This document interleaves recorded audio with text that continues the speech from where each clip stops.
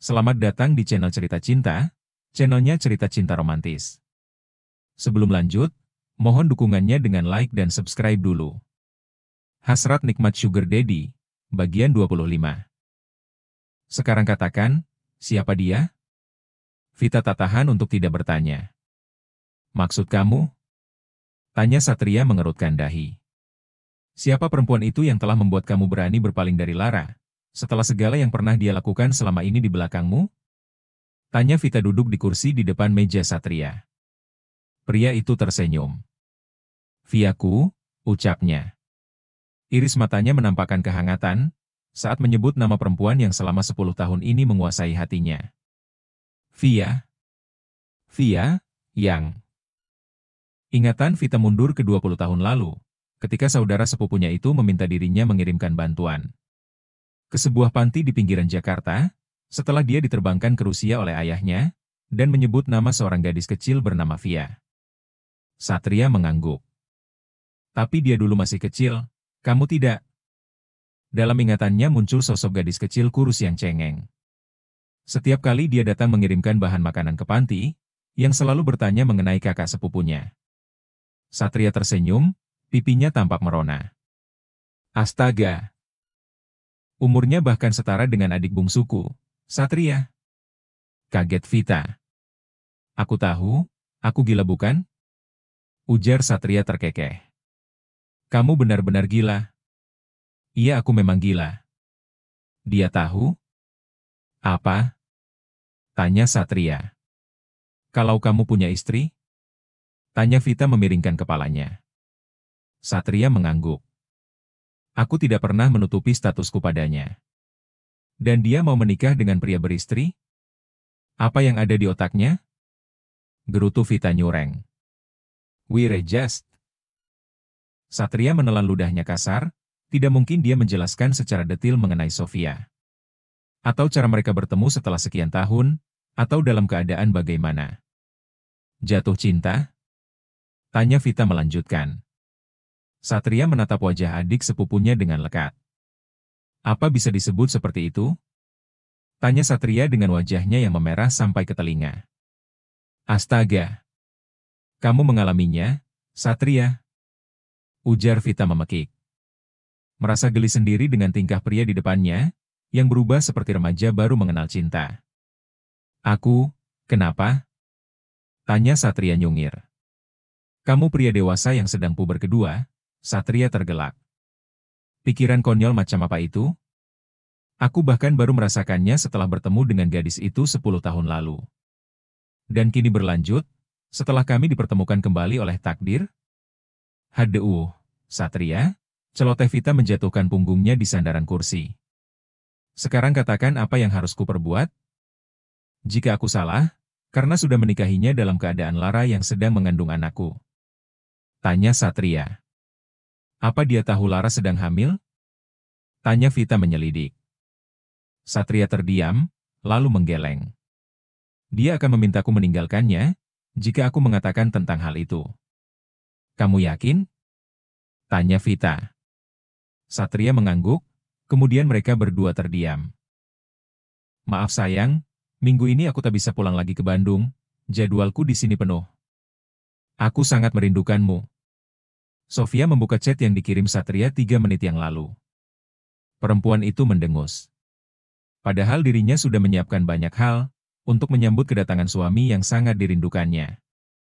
Namun yang terjadi adalah, kini pria itu bahkan hanya bisa mengirim satu chat saja, yang isinya sama seperti minggu lalu. Tanpa menelpon seperti yang biasanya dia lakukan, rasa kesal menyeruak begitu saja. Sofia meletakkan ponsel di sudut meja, pandangannya beralih keluar ruangan. Perempuan itu berharap suaminya tiba-tiba datang, dan segera menjemputnya untuk pulang. Padahal selama ini dia selalu menolak keras dan merasa kesal, jika suaminya itu memaksa untuk mengantarnya ke tempat kerja. Tapi 2 minggu ini membuatnya menyadari sesuatu. Dia sudah terbiasa dengan keberadaan pria itu di sampingnya. Yang selalu memaksakan kehendak, agar kemauannya dituruti. Dia begitu merindukan Kak Nikonya.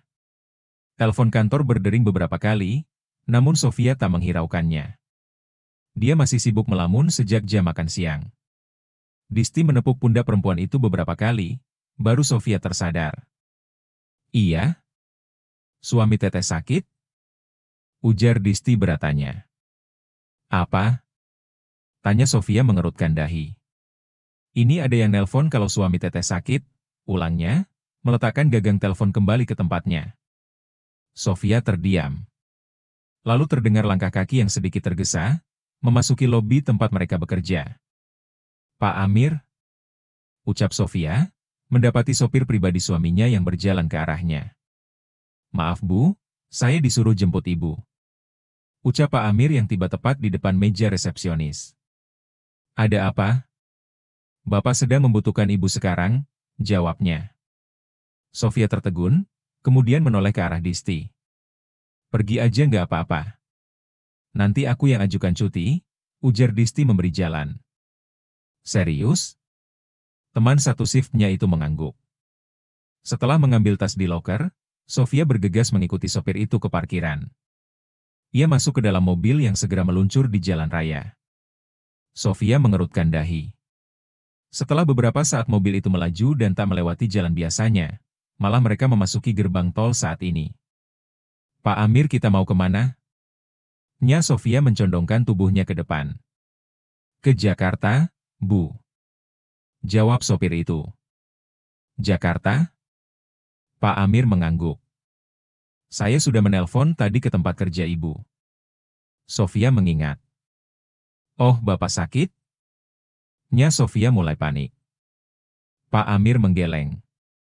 Terus? Bapak hanya menyuruh saya menjemput Ibu, jawab sopir itu tersenyum. Pak Amir, bikin saya kaget. Ujar Sofia menepuk pundak sang sopir yang tergelak. Kalau nggak begitu nanti Ibu nggak bisa pergi, jawabnya meledos. Sofia mengerucutkan bibirnya. Tapi saya belum ngasih tahu Dikta. Sofia merogoh ponsel dari dalam tasnya. Sudah Bu, tadi saya ke rumah orang tua Ibu untuk jemput Neng Dikta. Tapi Neng Diktanya tidak mau ikut. Pak Amir yakin? Sopir itu mengangguk. Iya, Bu, sudah dibujuk kakek neneknya juga. Tapi tetap nggak mau, jawab Pak Amir. Oh. Sofia mengurungkan niatnya menghubungi orang tuanya. 2 jam 30 menit berlalu, dan kini dia telah berdiri di depan sebuah gedung tinggi dan megah. Sofia mengangkat kepalanya, menatap ke atas di mana ujung gedung itu berada. Tinggi menjulang seperti menembus ke langit biru yang berada di atasnya. Mari, Bu. Ajak Pak Amir mempersilahkan. Sofia mengangguk dan mengikuti langkah sang sopir. Beberapa orang yang berpapasan dengan mereka menganggukkan kepala. Sepertinya mereka karyawan di gedung itu, dilihat dari name tag yang menggantung di leher. Mereka berdua segera memasuki lift khusus yang tersedia, yang dengan cepat melesat menuju ke lantai paling atas gedung itu. Lift berhenti bergerak, menandakan mereka sudah sampai di tempat tujuan. Pintunya terbuka, dan nampaklah ruangan yang sangat megah didominasi warna coklat dan hitam. Mereka keluar dari ruang persegi itu, dan berjalan menuju meja sekretaris di ujung. 2 orang sekretaris perempuan berdiri, menyambut dengan senyuman ramah dan bahasa yang sopan dan elegan. Saya hanya mengantar Ibu, ujar Pak Amir tanpa banyak bicara. Salah satu sekretaris mengangguk dengan menyunggingkan senyum. Tampaknya dia sudah tahu akan kedatangan mereka sore itu. Dia melangkah menuju pintu dan membukanya, lalu mempersilahkan Sofia masuk ke dalam ruangan. Perempuan itu memasuki ruangan besar, dan alangkah terkejutnya dengan pemandangan yang terpampang di depan mata. Ruangan besar yang kembali didominasi warna hitam dan coklat. Dengan perabotan mengkilat dan tentu saja nampak mahal. Sofa besar berwarna abu-abu di tengah ruangan, dan jendela yang sangat besar. Menampakkan pemandangan kota Jakarta, yang penuh dengan gedung pencakar langit sejauh mata memandang. Meja kerja berada di sudut sebelah kanan, dengan kursi yang berbalik menghadap jendela besar itu. Terdengar suara seperti orang sedang menelpon. Kursi berputar ke depan. Tampaklah sosok itu yang selama hampir 2 minggu ini Sofia rindukan. Perempuan itu membeku di belakang pintu, menatap pria tinggi tegap dengan setelan jas berwarna coklat, kemeja bagian dalam berwarna hitam dan dasi yang senada dengan jasnya. Satria melirik. Kemudian bangkit masih dengan ponsel yang menempel di telinga, Mulutnya tidak berhenti berbicara mengenai pekerjaan, investasi, dan permodalan yang tidak dimengerti Sofia. Setelah beberapa saat pria itu berhenti berbicara, lalu meletakkan ponselnya di meja. Dia menyandarkan bokongnya ke meja di belakangnya, dan menatap ke arah Sofia yang masih berdiri di dekat pintu masuk. "Kamu tidak merindukan aku?" tanya Satria setelah beberapa saat terdiam, sebuah senyum tersungging di bibirnya. Ada rasa yang membuncah dalam dada, perasaan rindu yang meluap memenuhi rongga hati keduanya. "Kamu tidak merindukan aku?" ujar Satria mengulang kata-katanya. Sofia menghembuskan napas dalam. Kemudian berjalan mendekat, hampir berlari dia menghambur ke pelukan suami yang sangat dirindukannya, lalu membenamkan wajahnya di dada pria itu. Sofia menghirup aroma maskulin, yang seketika menguar dari tubuh kekar Satria. Rasa kesal yang selama hampir 2 minggu ini menguasai hatinya menguap seketika. Kedua tangan Sofia melilit erat tubuh tegap itu, yang dibalas dengan rangkulan erat pula oleh Satria, pada tubuh semampai istri mudanya. Hening. Hanya helaan napas dan degup jantung, yang terdengar nyaring mengisi keheningan itu. Mereka terus dalam posisi berpelukan untuk beberapa saat. Larut saling menghirup aroma tubuh masing-masing, yang menguar bersama dengan napas yang terhela. Sofia mengangkat kepalanya. Ia mendongakkan wajahnya untuk menatap wajah pria tercintanya, yang sedang menunduk menatap pula kepadanya. "Aku merindukanmu, Sofia Anna," ucap Satria berbisik. Sofia tersenyum. "Aku tahu," jawab Sofia. "Apa kamu tidak merindukan aku?" tanya Satria merengut. "Tidak," celoteh Sofia terkekeh. "Aku hanya merasa kesal kamu tidak menelpon seperti biasanya," jawab Sofia nyureng.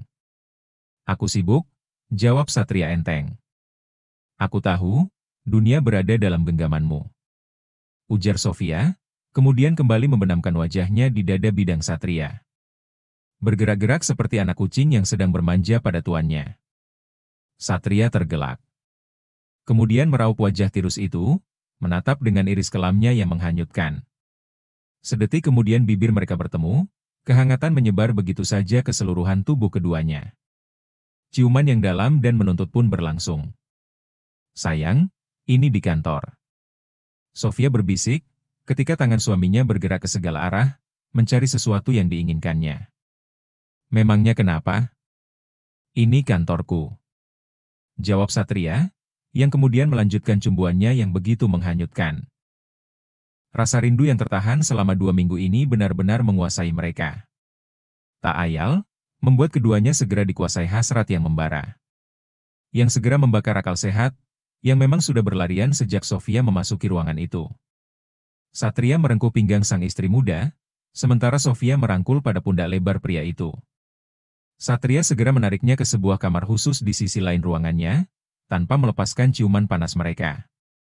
Satria mendorong tubuh semampai itu, hingga Sofia terjatuh ke atas tempat tidur, yang memang disediakan untuk sang pemilik gedung.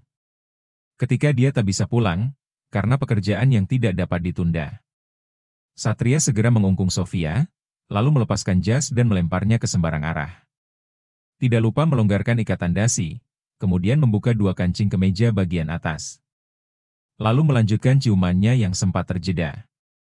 Kedua tangannya kembali bertegas, merayap di balik dres dan meremat apapun yang ditemuinya. Samar-samar terdengar suara memanggil dari ruang kerja, namun tak mereka hiraukan. Keduanya asyik tenggelam dalam buayan hasrat yang semakin menggila, merenggut seluruh kesadaran yang tersisa. Menghentak dan mendaki, seirama dengan detak jantung yang berpacu kian cepat. Suara itu semakin lama semakin terdengar jelas. "Sayang, ada orang di luar," ujar Sofia berbisik, mencoba menghentikan suaminya. Satria menulikan pendengarannya, dirinya tak ingin terganggu oleh apapun. Yang diinginkannya saat ini hanyalah mendaki setinggi-tingginya, memuaskan hasrat rindunya yang terpendam selama berhari-hari. "Sayang," Sofia mendorong dada suaminya agar menjauh. "Apa?" Napasnya terdengar menderu, kesal keinginannya terjeda. "Ada orang di luar," ucap ulang Sofia. Satria terdiam. Pria itu memiringkan kepala, menajamkan pendengarannya. "Satria?" Terdengar suara perempuan memanggil. Satria mengerutkan dahi, mengingat siapa pemilik suara tersebut. Dek! Seketika wajahnya memucat. Lara! Bisiknya panik, Satria segera melepaskan diri dari Sofia, dan meraup pakaian yang telah berserakan di lantai. Bersambung.